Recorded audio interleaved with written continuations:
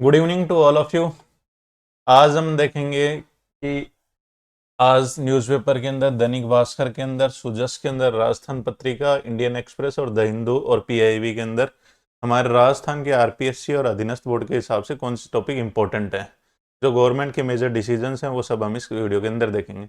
तो सबसे ज़्यादा बड़ी जो घटनाएं हुई हैं पिछले 24 घंटे के अंदर, वो हुई है मेजर कैबिनेट कमेटी के डिसीजन हुए हैं। कैबिनेट कमेटी का हेड कौन होता है? कैबिनेट कमेटी का जो हेड होता है वो चीफ मिनिस्टर होता है। अब हमारे राजस्थान लेवल पर है, सेंट्रल लेवल पे प्राइम मिनिस्टर होता है। तो मेजर क्या है इसके अंदर डिसीजन हुए, उनके 4 सूजस के अंदर आर्टिकल आए हैं बड़े बड़े। सबसे पहले हम उनको डिस्कस करते हैं। तो सबसे पहला आर्टिकल है कि ग्लोबल कैपेसिटी सेंटर। सबसे पहला आर्टिकल है ग्लोबल कैपेबिलिटी सेंटर। तो सबसे पहली बात तो ये, ग्लोबल कैपेबिलिटी सेंटर होता क्या है? ग्लोबल कैपेबिलिटी सेंटर ये होता है कि मान लो अमेरिका ही कोई कंपनी है, उसको दुनिया के अंदर दूसरी जगह अपना सेंटर खोलना है। कोई कंपनी दूसरी जगह अपना सेंटर क्यों खोलती है? इसलिए खोलती है कि अमेरिका के अंदर वेजेस ज्यादा हैं, लोगों को तनख्वाह ज्यादा देनी पड़ती है, वहां पे लिविंग कॉस्ट ज्यादा है, वहां पे इलेक्ट्रिसिटी ज्यादा है, हर चीज का चार्जेस ज्यादा है। तो उन चीजों को डॉलर की बजाय उनको रुपए के अंदर यहाँ पे इन्वेस्ट करेंगे, और यहाँ के जो लोकल रिसोर्सेज हैं, यहाँ के लोकल जो यूथ है, उनको एम्प्लॉयमेंट देंगे, यहाँ पे उनसे सबसे काम कराएंगे और उनको वहां पे आउटसोर्स करेंगे सर्विसेज। तो ग्लोबल कैपेबिलिटी सेंटर होता है कोई भी कंट्री की एमएनसी एक कंट्री से दूसरी कंट्री के अंदर अपने सेंटर्स खोलती है, उस सेंटर्स के अंदर अपने ह्यूमन रिसोर्स के काम करती है, इनोवेशन के काम करती है, आर एंड डी का काम करती है, या सपोर्ट सर्विसेज का काम करती है। तो राजस्थान गवर्नमेंट अपनी एक पॉलिसी लेके आई है, global capability centre. Rajasthan global capability centre policy 2025। Rajasthan global capability centre policy 2025। सबसे पहली बात तो ये पॉलिसी लाई क्यों है राजस्थान गवर्नमेंट? राजस्थान गवर्नमेंट चाहती है कि बाहर की कंपनियां, अमेजन हो गया, गूगल हो गया, आईफोन हो गया, ये सब के सब राजस्थान के अंदर इन्वेस्टमेंट करें। राजस्थान के अंदर इन्वेस्टमेंट करेंगे तो यहाँ के लोगों को रोजगार मिलेगा, यहाँ पे इंफ्रास्ट्रक्चर डेवलप होगा, यहाँ पे जो भी स्किल ह्यूमन रिसोर्स डेवलप होंगे। इसलिए राजस्थान गवर्नमेंट चाह रही है कि इन सबको यहाँ पे बुलाया जाए। अब मेजर क्वेश्चन ये उठता है कि आज तक ये कंपनियां यहाँ पे क्यों नहीं आई? यदि इतना ही अच्छा था राजस्थान के अंदर, ह्यूमन रिसोर्स थे, यूथ इतने स्किल थे, तो यहाँ पे क्यों नहीं आई? तो सबसे इंपॉर्टेंट बात है गवर्नमेंट पॉलिसी जिसके अंदर इंसेंटिव दिया जाए। तो इस पॉलिसी के अंदर सिर्फ और सिर्फ इंसेंटिव देने की बात हुई, हम उनको यहाँ पे इन्वेस्टमेंट करने के लिए क्या प्रोत्साहन देंगे। तो ग्लोबल कैपेबिलिटी सेंटर पॉलिसी 2025 ये सबसे इंपॉर्टेंट टॉपिक है आज की कैबिनेट कमेटी के डिसीजन। ये अगले जितने भी एग्जाम आएंगे उनके अंदर 100% आपको देखने को मिलेंगे। अब इंपॉर्टेंट है ग्लोबल कैपेबिलिटी सेंटर की स्थापना और विस्तार के माध्यम से राजस्थान को एक वैश्विक नवाचार और निवेश के अंदर, तो मतलब हम दुनिया के अंदर एक इन्वेस्टमेंट के अंदर बनना चाहते हैं। ये इंपॉर्टेंट है नहीं न्यूज। इंपॉर्टेंट न्यूज आती है इसके अंदर कि हमारे टारगेट क्या है। सबसे पहला टारगेट है ग्लोबल कैपेबिलिटी सेंटर के पॉलिसी, ग्लोबल एक्सीलेंस हब बनने के लिए सबसे पहला टारगेट है 2030 तक हम राजस्थान में 200 से अधिक जीसीसी स्थापित करेंगे। तो पहला हमने देखा है कि राजस्थान के अंदर 200 ग्लोबल कैपेबिलिटी सेंटर बाय 2030, 2030 तक 200 कैपेबिलिटी सेंटर स्थापित कर देंगे। मतलब 200 कंपनियों को हम यहाँ पे अपनी इंफ्रास्ट्रक्चर डेवलप करने के लिए, अपनी कंपनी का एक छोटा हिस्सा डेवलप करने के लिए मना लेंगे और 2030 तक हम खोल देंगे। दूसरा हमारा टारगेट क्या है? 1.5 लाख लोगों को इससे रोजगार मिलेगा। तो दूसरा इससे एम्प्लॉयमेंट किसको मिलेगा? 1.5 लाख लोगों को जॉब मिलेंगे। तो जॉब कैसे मिलेंगी? ये सभी 200 की 200 यदि कंपनियां खुलेंगी तो हर कंपनी के अंदर हर चीज के लिए, इंफ्रास्ट्रक्चर के लिए, हर चीज के लिए ह्यूमन रिसोर्स की जरूरत होती है, युवाओं की जरूरत होती है, रोजगार देने की, हर काम के लिए, सॉफ्ट स्किल से लेके स्पेशलाइज काम के लिए, हर चीज के लिए, तो हम 1.5 लाख जॉब देंगे। तीसरा हमारा टारगेट है $100 अरब के जीसीसी बाजार में महत्वपूर्ण योगदान देने का लक्ष्य है। मतलब ग्लोबल लेवल पे हम $100 अरब का जो है टोटल जीसीसी का टोटल जो टर्नओवर है $100 अरब का है दुनिया के अंदर, हम उसके अंदर छोटा सा $100 के जीसीसी बाजार में महत्वपूर्ण योगदान देंगे। ये इंपॉर्टेंट फैक्ट नहीं है। चौथा इंपॉर्टेंट फैक्ट है, अब ये पॉलिसी तो हमने लॉन्च कर दी, पॉलिसी लॉन्च की है, तो भाई कहां पे खोलेंगे ये 200 ग्लोबल कैपेबिलिटी सेंटर 2030 तक? ये खोलेंगे हम राजस्थान के जो मेजर 3 सिटीज हैं उनके अंदर। मेजर 3 सिटीज है, आपको याद करने की जरूरत नहीं है। जयपुर है, हमारा मारवाड़ का सेंटर है जोधपुर, और मेवाड़ का सेंटर है उदयपुर। तो तीनों जगह हम खोलेंगे, जयपुर, उदयपुर और जोधपुर शहरों में जीसीसी हब बनाएंगे। तो अगला क्वेश्चन आपसे ये पूछ सकता है जीसीसी हब कहां पे बनेंगे? ग्लोबल कैपेबिलिटी सेंटर पॉलिसी 2025 के अंदर जीसीसी सेंटर कहां खोले जाएंगे? तो आपको 3 सेंटर याद करना है, जयपुर, जोधपुर, उदयपुर। इसके अंदर कौन सा, इनमें से कौन सा नहीं है, ये कथन पूछा जा सकता है। तो आपको बीकानेर भी दे देगा, आपको फंसाने के लिए अजमेर भी दे देगा, लेकिन आपको मेन 3 सिटी जो पुरानी हिस्टोरिकल हमारी सिटीज है उनके अंदर ध्यान रखना है। अगला क्वेश्चन क्या पूछा जा सकता है, अब ये तो हमारे हो गए टारगेट कि हम ये करेंगे, इतने सिटीज में हब डेवलप करेंगे, 200 सेंटर खोलेंगे, 1.5 लाख लोगों को रोजगार देंगे। लेकिन कंपनी जो इन्वेस्टमेंट कर रही है वो यहाँ पे आए क्यों, इस क्वेश्चन का अभी तक इसके अंदर आंसर नहीं मिला है। इस क्वेश्चन का आंसर है अगले में, कि हम उन कंपनियों को क्या इंसेंटिव देंगे, क्या उनको देंगे कि वो कंपनियां दूसरी कंट्रीज जैसे चाइना के अंदर, वियतनाम के अंदर, ऑस्ट्रेलिया, यूरोप और भी कंट्रीज के अंदर न जाके यहाँ पे खोले सेंटर। तो इसका मेन है परियोजना लागत। पहला इसके अंदर इंसेंटिव किया, हम इन सबको रिप्स के अंदर, राजस्थान इन्वेस्टमेंट प्रमोशन स्कीम 2024 के अंदर इन सबको बेनिफिट देंगे। अब बेनिफिट क्या देंगे, पहला बेनिफिट क्या है इसके अंदर, पहला बेनिफिट है परियोजना लागत का 30% या अधिकतम 10 करोड़ रुपए तक की पूंजी निवेश की सब्सिडी दी जाएगी। तो पहले कि आप 100 करोड़ रुपए यदि इन्वेस्ट कर रहे हो तो आपको 30% राजस्थान गवर्नमेंट सब्सिडी देगी। पहला इसके अंदर आपकी लागत का 30%, लेकिन 30% की मैक्सिमम लिमिट इन्होंने क्या, सब 10 करोड़ रुपए। भाई हमारे पास 10 करोड़ रुपए, यदि 100 करोड़ इन्वेस्ट करोगे तो 30% के हिसाब से 30 करोड़ होने चाहिए, नहीं, हम 30 करोड़ रुपए नहीं दे पाएंगे, मैक्सिमम 10 करोड़ रुपए खर्च करेंगे। तो मतलब कोई भी कंपनी को खोलने का फायदा यह है कि जिसके 10 करोड़ रुपए का चेक हो रहा है वो 30% के ऊपर।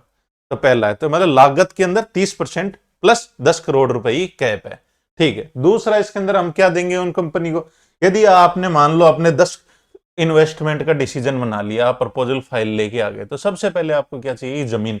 तो भूमि और लीज एरिया लागत। तो अब जमीन राजस्थान के अंदर है, जयपुर, जोधपुर और उदयपुर, इनके अंदर इतनी महंगी है कि कोई इन्वेस्टर यदि इन्वेस्ट करने के लिए 100 एकड़ का प्लॉट भी लेगा तो उसके अंदर 100 करोड़ उसके खर्च हो जाएंगे। तो वो कहां पे इंफ्रास्ट्रक्चर डेवलप करेगा, कहां पे लोगों को रोजगार दे। तो इसके लिए सरकार ने प्रोविजन दिया है। तो हम भूमि और लीज एरिया की लागत का 50% अधिकतम 1 करोड़ रुपए प्रतिभूति लैंड कॉस्ट इंसेंटिव देंगे।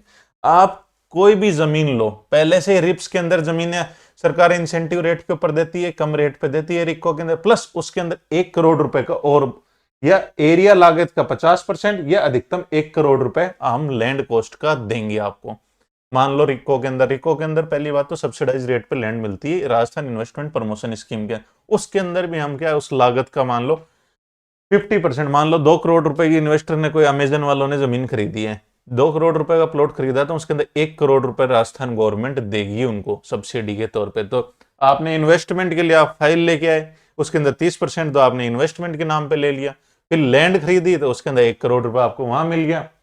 तीसरा, अब उसके अंदर हम आदमी रखें, भाई राजस्थान के जयपुर के, मान लो जयपुर के अंदर ग्लोबल कैपेबिलिटी सेंटर खोल रहा है, कोई भी आईफोन मैन्युफैक्चरर खोल लो या फिर अमेजन खोल रहा है, तो अमेजन वाला ये बोलेगा कि भाई अब इन लोगों को सैलरी कौन देगा। मान लो उसने 10,000 लोगों की भर्ती की है, 10,000 लोगों को जॉब एम्प्लॉयमेंट दिया, तो अब इनको सैलरी कौन देगा। तो राजस्थान गवर्नमेंट ने बोला है ग्लोबल कैपेबिलिटी सेंटर पॉलिसी 2025 के अंदर आप जितने लोगों को कर्मचारियों के वेतन पर पहले 3 वर्ष तक 30%, अधिकतम 1.25 लाख रुपए प्रति कर्मचारी प्रति वर्ष और पेरोल सब्सिडी दी जाएगी।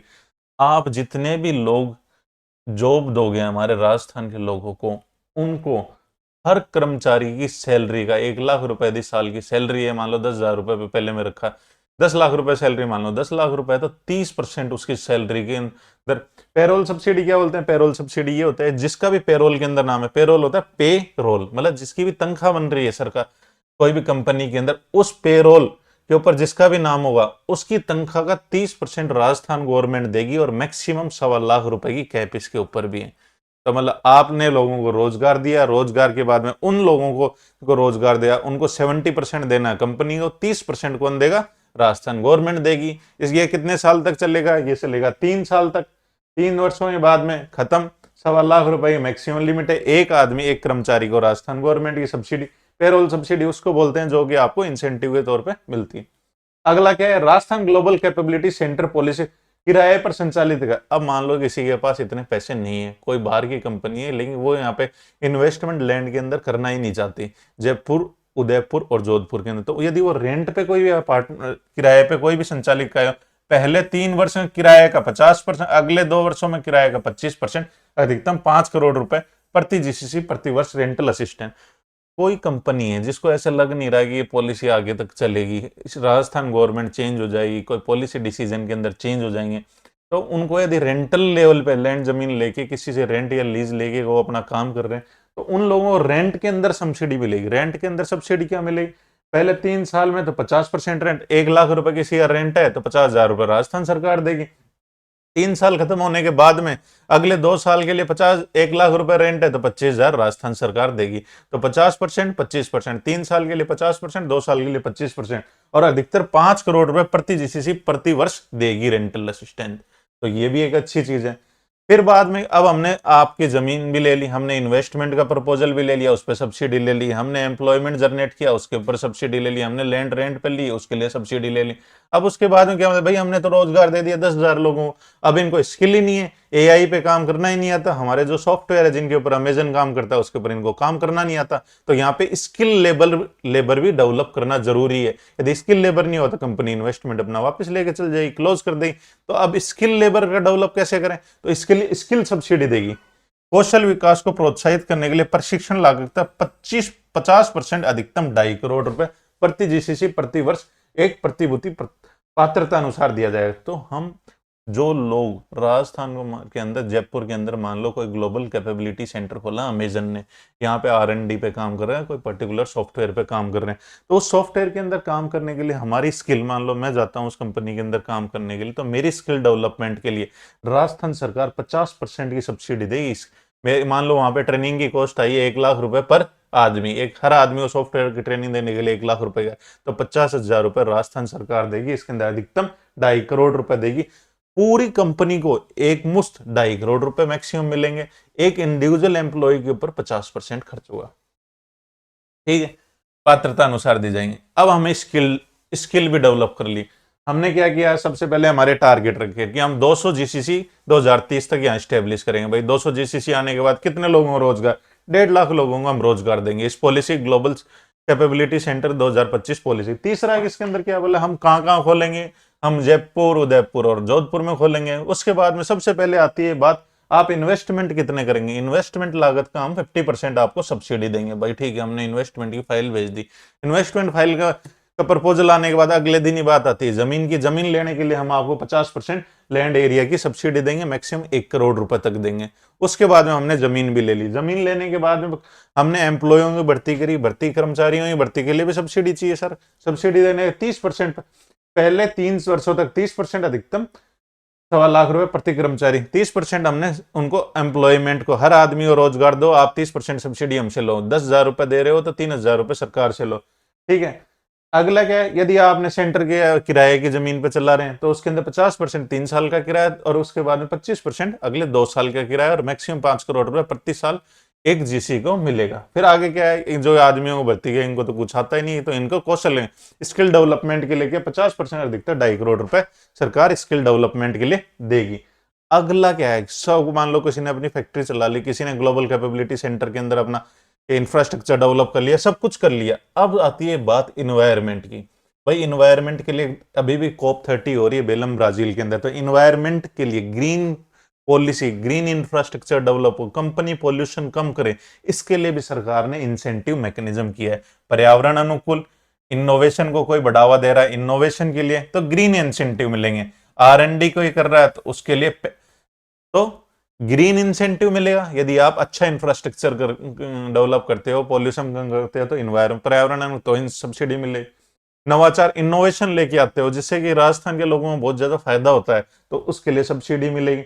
अलग R&D सेंटर खोलते हैं। R&D सेंटर होता है रिसर्च एंड डेवलपमेंट, जहां पे नई इनोवेशन क्रिएट होती है। नई इनोवेशन क्रिएट कर रहे हो तो वहां पे आपको सब्सिडी मिलेगी। किसके अंदर? नई इनोवेशन का पता कैसे चलता है? कोई भी प्रोडक्ट बनता है तो उसका पेटेंट करना होता है, तो पेटेंट की कॉस्ट की 50% हम आपको देंगे, ठीक है। मैंने कोई कैमरा बनाया, कैमरा पता चला कॉपी पेस्ट किया हुआ है तो पेटेंट ही नहीं होगा। यदि कैमरा नया है, इनोवेशन है, R&D की है, तो मैं पेटेंट कराने जाऊंगा, पेटेंट की लागत आती है 4-5 लाख रुपए, तो उसके अंदर 50% 2.5 लाख रुपए कंपनी को सरकार देगी।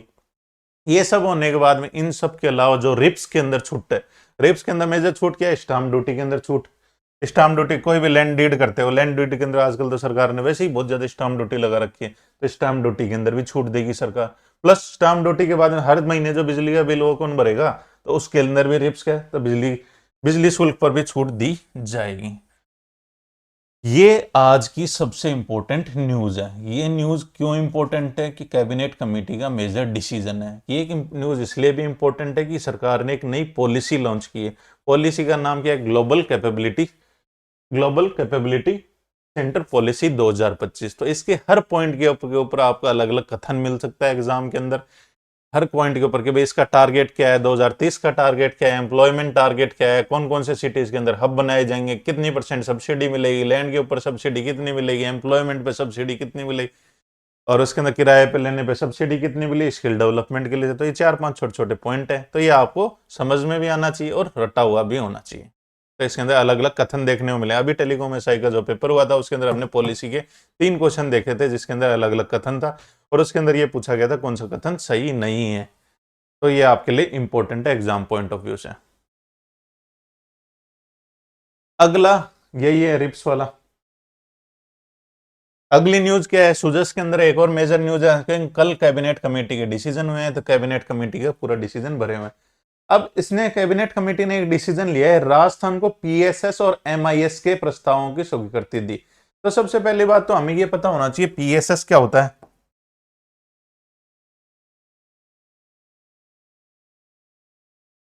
राजस्थान को पीएसएस और एमआईएस,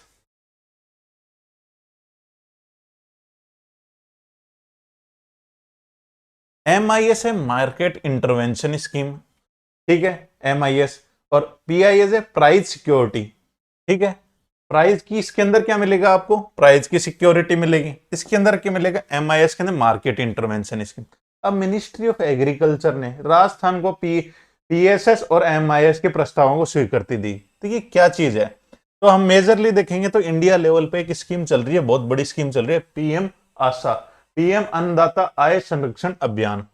ये क्या स्कीम है? पीएम अन्नदाता आय संरक्षण अभियान ये है कि जो अन्नदाता हैं, जो फार्मर्स हैं, जो कि किसान हैं हमारे, जो अनाज उगाते हैं, लेकिन सारे के सारे अनाज क्या एमएसपी में कवर नहीं है। एमएसपी पे कवर हैं तो उनके लिए प्रोक्योरमेंट नहीं होता है, ठीक है। तो एमएसपी पे जैसे मान लो कोई चीज कवर नहीं है, उसको यदि किसी ने उगाया, उगाने के बाद में जब वो मार्केट में लेके आएगा, जब एग्जाम्पल के तौर पे मान लो अपन ये मानते हैं मूंगफली है, मूंगफली को एमएसपी तो सरकार ने घोषित कर दी, लेकिन एमएसपी को मान लो प्रोक्योरमेंट नहीं हो रहा है। तो जब मूंगफली आती है मार्केट के अंदर, तो उस टाइम पे मूंगफली के भाव सबसे कम होते हैं। मान लो ऑफ सीजन के अंदर मूंगफली के भाव मान लो 100 रुपए किलो मूंगफली है, लेकिन उस टाइम पे आपको 20-30 रुपए किलो। तो जो फार्मर होता है, जो किसान को होता है, सबसे बड़ा नुकसान होता है इस चीज से। तो इस चीज को कम करने के लिए, खत्म करने के लिए सरकार लेके आई थी पीएम आशा स्कीम, सेंट्रल गवर्नमेंट। तो सेंट्रल गवर्नमेंट ने क्या था? अन्नदाता आय, अन्नदाता मतलब किसान, आय मतलब उनकी जो इनकम है। इनकम कहां से आएगी? इनकम आएगी जब एमएसपी उसको प्रॉपर मिलेगी या फिर एमएसपी से ऊपर मिले। संरक्षण, संरक्षण मतलब उनको प्रोटेक्ट करेगी सरकार। और अभियान, ये सेंट्रल गवर्नमेंट की स्कीम थी।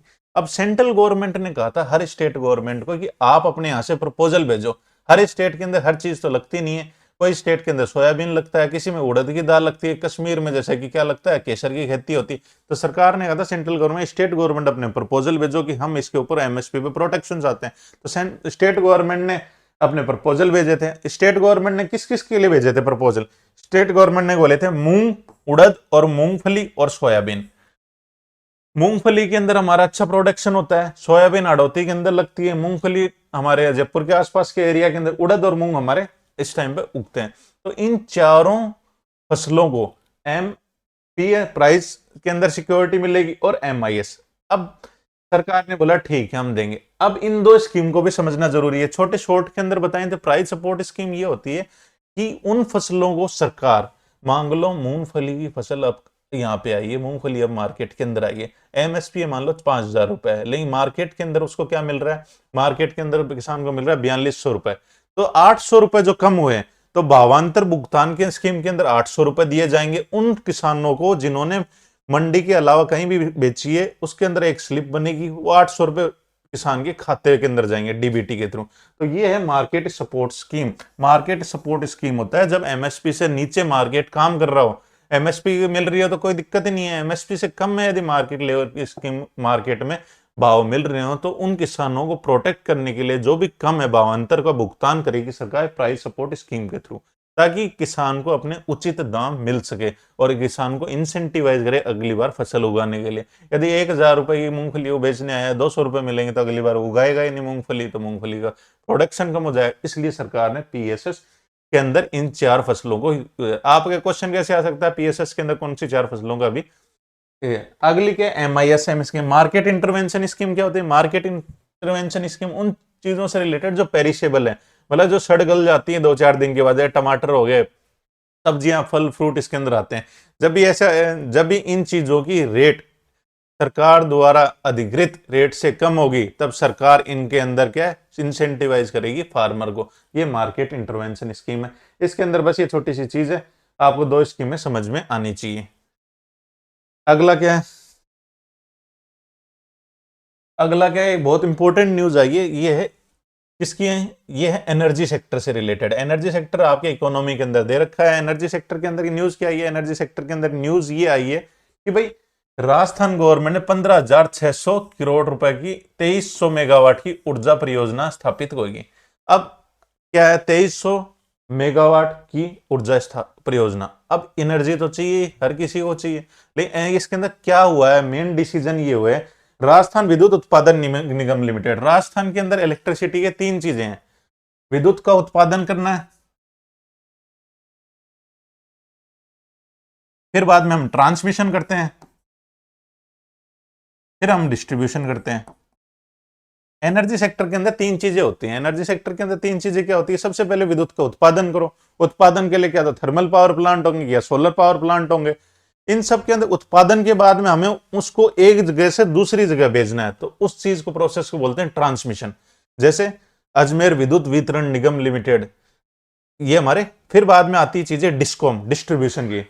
तो उत्पादन वालों का काम होता है एनर्जी जनरेट करना, एनर्जी जनरेट करी, उत्पादन का काम खत्म। थर्मल पावर प्लांट ने एनर्जी जनरेट की, अब उस इलेक्ट्रिसिटी को थर्मल पावर प्लांट से लेके मेन जीएसएस तक लेके आने का काम है डिस्ट्रीब्यूशन नेटवर्क का। तो वो होता है ट्रांसमिशन का काम होता है, ट्रांसमिट किया एनर्जी एक जगह से जहां प्रोडक्शन हो रहा है वहां से मेन जीएसएस तक लेके जाना, तो इसको बोलते हैं ट्रांसमिशन। ट्रांसमिशन के अंदर मेजर काम कौन करता है? Power grid. उत्पादन के अंदर हमारे मेन थर्मल पावर प्लांट जैसे सूरतगढ़ के अंदर है, छावड़ा के अंदर है, कोटा के अंदर है।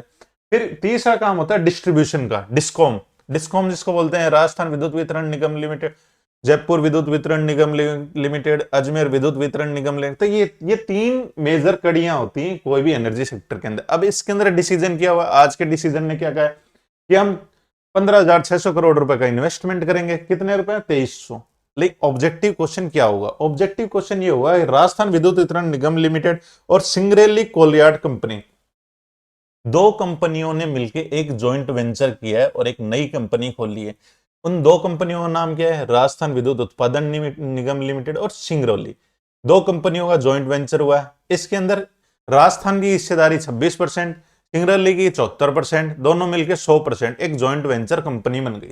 ठीक है, ये जॉइंट वेंचर का जब भी नाम आए तो 26 और 74 ही देखने को मिलता है अधिकतर। क्यों इसलिए देखने मिलता है कि 26% होने के बाद में आपको डिसीजन मेकिंग के अंदर हिस्सेदारी मिल जाती है।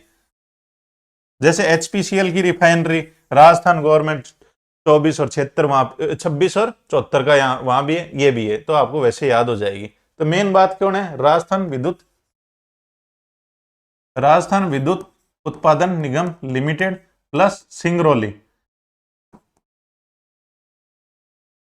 ये 2 कंपनियां मिलकर, राजस्थान गवर्नमेंट की मिलकर एक नई कंपनी बना रही है, जॉइंट वेंचर हो रहा है। ठीक है, जॉइंट वेंचर जब होता है, जब 2 कंपनियां मिलकर एक नई कंपनी बनाती है, जॉइंट वेंचर हो गया। अब ये जॉइंट वेंचर करेगा क्या? मेन बात तो ये है, हमारे क्वेश्चन कैसे आएगा कि भाई जॉइंट वेंचर है, जॉइंट वेंचर में हिस्सेदारी किसकी किसनी है? हम हमेशा याद रखना, स्टेट गवर्नमेंट का जो भी होगा उसकी 26% होगी, 25 से 1% ज्यादा, और जो बाहर की इन्वेस्टर होगा उसकी 74%। तो ये 25 से 1% ज्यादा आता ही उसके अंदर क्या, बोर्ड के अंदर हमारे डिसीजन मेकिंग के अंदर हम हिस्सेदार बन जाते हैं। डिसीजन मेकिंग के अंदर हिस्सेदार इसलिए बनते हैं कि आगे जाएंगे रेट के अंदर जब भी डिस्प्यूट होगा तो उसके अंदर हमारे कुछ स्टेक हो उसके, तो जॉइंट वेंचर बन गया। तो क्वेश्चन क्या आ सकता है ऑब्जेक्टिव के अंदर? जॉइंट वेंचर जो बना है वो कौन कौन सी कंपनियों के बीच में बना है, दोनों की हिस्सेदारी कितनी है।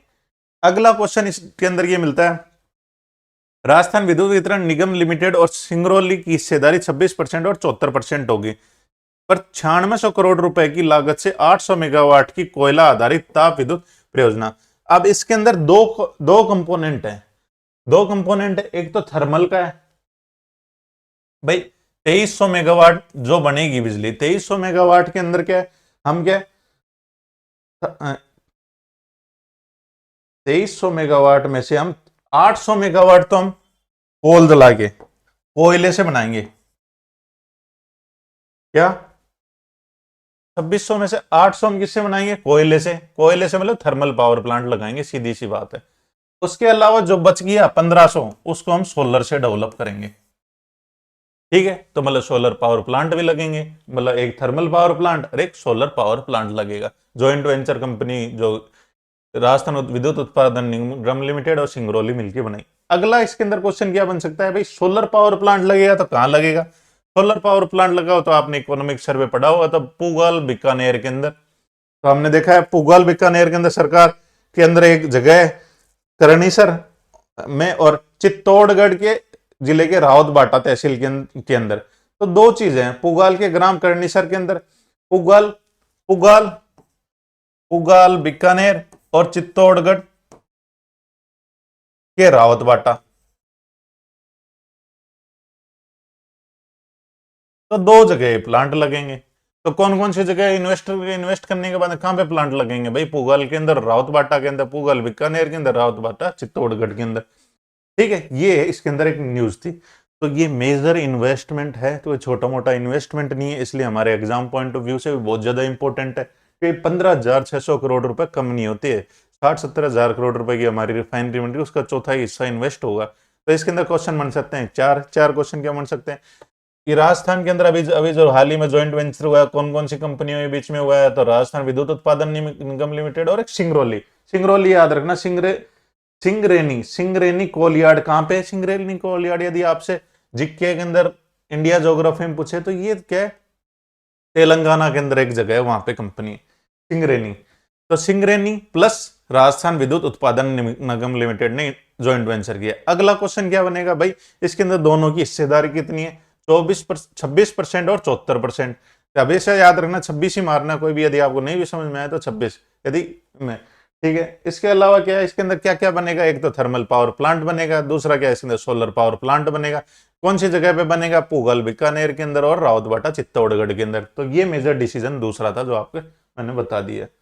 अब तीसरा कैबिनेट का मेजर डिसीजन क्या है, एक मेजर डिसीजन ये है कि अंतर्राष्ट्रीय और राष्ट्रीय जो भी हमारे प्रवासी राजस्थानी दिवस है, राजस्थान दिवस आ रहा है, तो इसके लिए हमें कुछ ना कुछ इनको रिजानने के लिए करना है। रिजानने के लिए कहा है कि हम राजस्थान और प्रवासी राष्ट्रीय अंतर्राष्ट्रीय प्रवासी राजस्थानी मामलों का अलग से डिपार्टमेंट ही खोल देंगे। आप लोगों की जो भी समस्या है उनको सोल्व करने के लिए हम डिपार्टमेंट ही खोल देंगे।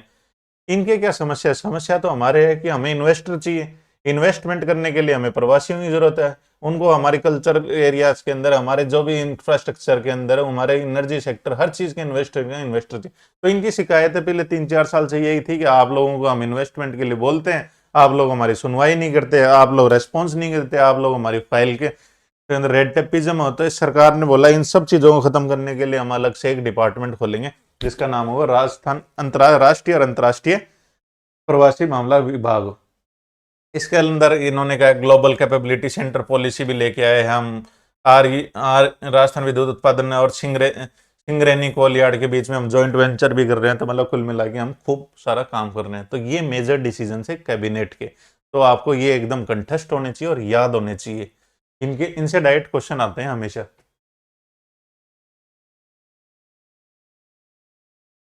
अगला है ग्लोबल का, ये दैनिक भास्कर की न्यूज है। दैनिक भास्कर के अंदर क्या है, ग्लोबल कैपेबिलिटी सेंटर 3 शहरों में खुलेगा पर 1.5 लाख लोगों को रोजगार मिलेगा। वही चीजें मैं दोबारा रिपीट करता हूँ, कैबिनेट राष्ट्रीय अंतर्राष्ट्रीय प्रवासी राजधानी डिपार्टमेंट बनेगा। ठीक है, जो सूजस के अंदर 2 पेज के अंदर न्यूज आई थी वो छोटे से में कवर हुई है। ग्लोबल कैपेबिलिटी सेंटर पॉलिसी कब आई है, 2025 के अंदर। आरवी राजस्थान विद्युत उत्पादन निगम लिमिटेड और सिंगरेनी के बीच के अंदर एक ज्वाइंट वेंचर बना है, जिसके अंदर क्या सोलर का प्लांट बीकानेर के अंदर, पुगाल के अंदर मिलेगा, चित्तौड़गढ़ के अंदर, रावतबाटा के अंदर, खरनाई के अंदर मिलेगा।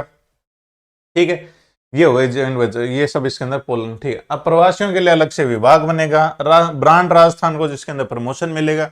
ये इन्होंने 2030 200 capability centre, global capability centre policy 2025 हमने अभी पढ़ा है कि 200 कैपेबिलिटी सेंटर खोलेंगे 2030 तक।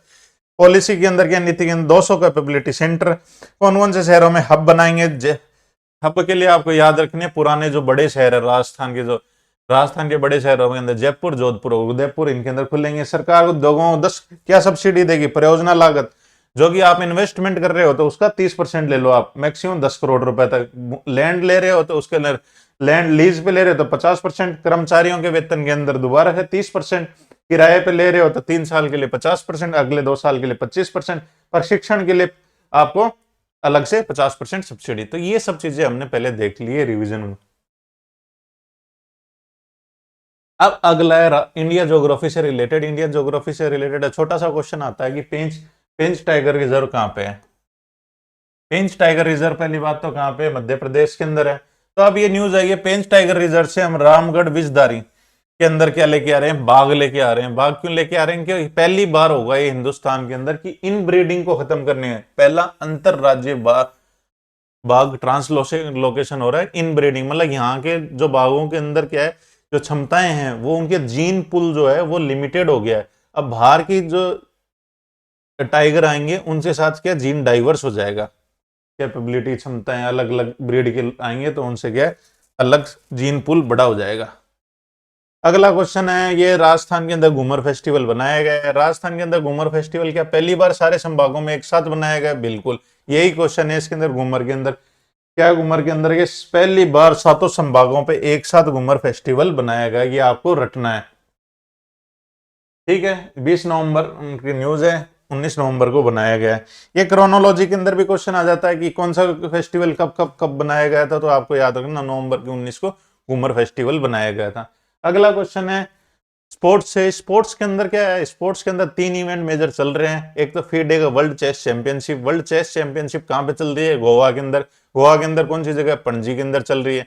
इसके अंदर अभी तक अपडेट क्या है, फाइनल होना बाकी है, लेकिन इंडिया का जो प्लेयर था अर्जुन एरिगेसी क्वार्टर फाइनल में हार गया।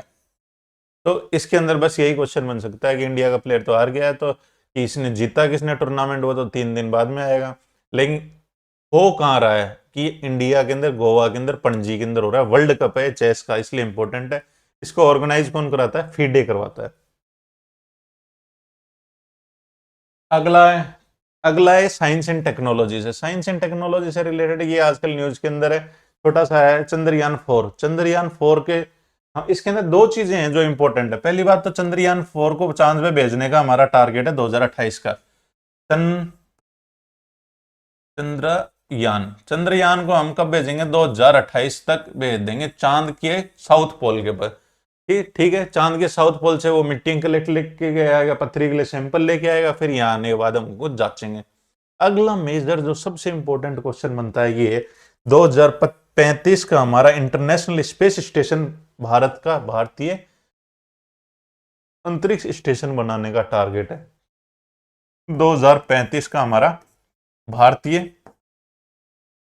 अंतरिक्ष स्टेशन बनाने का टारगेट है। तो 2 टारगेट है स्पेस टेक्नोलॉजी आपके सिलेबस के अंदर दे रखी है। अगला क्वेश्चन बनता है इंडियन एक्सप्रेस से। इंडियन एक्सप्रेस में आज इंपॉर्टेंट न्यूज कौन सी है? इंपॉर्टेंट न्यूज ये है, संजय मल्होत्रा आरबीआई गवर्नर है। छोटे शॉर्ट्स आते हैं इंडियन एक्सप्रेस पे लेफ्ट साइड में, उसके अंदर ये देखा संजय मल्होत्रा कौन है, आरबीआई का भी गवर्नर कौन है? संजय मल्होत्रा। दूसरा छोटे शॉर्ट्स के अंदर आया कि Indian film festival, international film festival इस साल कहाँ पे ऑर्गेनाइज हो रहा है? तो इंटरनेशनल फिल्म फेस्टिवल इस बार गोवा के अंदर ऑर्गेनाइज हो रहा है। International film festival of India organise कहाँ पे हो रहा है? गोवा के अंदर, जो स्टार्ट होने वाला है। तो आपको ये पता होना चाहिए इंटरनेशनल फिल्म फेस्टिवल इस साल कहाँ हो रहा है? गोवा के अंदर। आरबीआई के गवर्नर कौन है? मल्होत्रा, संजय मल्होत्रा। ये बहुत ही इंपॉर्टेंट न्यूज है, साइंस एंड टेक्नोलॉजी से रिलेटेड है। साइंस एंड टेक्नोलॉजी के अंदर क्या है, एक जीन एडिटिंग टूल होता है CRISPR-Cas9। आपको डायरेक्ट पूछता है CRISPR-Cas9। इसको समझने की बस 3 चीजें आपको याद रखनी होती। CRISPR-Cas9 क्या जीन एडिटिंग टूल है भाई। ये होती क्या है? जीन एडिटिंग क्या होते हैं, हमारे शरीर के अंदर जो गुणसूत्र होते हैं, क्रोमोसोम के एक एरिया में, पर्टिकुलर एरिया इसकी बात करें तो इसके ऊपर बहुत सारे जीन होते हैं। ठीक है, हमारे शरीर के अंदर इनहेरिटेंस के लिए आनुवांशिकी का सबसे जो छोटा कंपोनेंट होता है गुणसूत्र। गुणसूत्र के ऊपर क्या होता है? छोटे छोटे जीन होते हैं। ये मान लो गुणसूत्र है, एक्स है, इसके ऊपर जीन है ये वाला। अब इस जीन के अंदर मान लो किसी के डिफेक्ट हो गया, कोई भी सिंड्रोम हो सकता है, टर्नर सिंड्रोम हो सकता है, क्लाइफेटर सिंड्रोम हो सकता है, कोई भी सिंड्रोम हो सकता है। तो अब उसको डिफेक्ट को खत्म करने के लिए क्या करते हैं, मान लो इस जीन की वजह से, यहाँ पे ए जीन है, ए जीन की वजह से मान लो टर्नर सिंड्रोम हो रहा है या फिर कोई भी चीज की बीमारी हो रही है, तो अब टेक्नोलॉजी आजकल क्या चल रही है, जेनेटिक काउंसलिंग होती है, उसके अंदर काउंसलिंग करते हैं भाई आपके कोई आनुवंशिक बीमारी है तो अगले बच्चे के अंदर वो नहीं जाए। तो उस केस के अंदर मान लो उनके टर्नर सिंड्रोम आ रहा है, तो उस चीज को अगले बच्चे के अंदर नहीं जाए, इसके लिए क्या जीन एडिटिंग करते हैं, हम इस जीन को हटा देते हैं कैंची की सहायता से, कैंची से इसको यहां से और यहां से कट कर देते हैं कैंची, और इस कैंची को बोलते हैं क्रिस्पर कैस9। जो उस पार्ट को काटने के लिए काम आती है उस कैंची को बोलते हैं क्रिस्पर कैस9।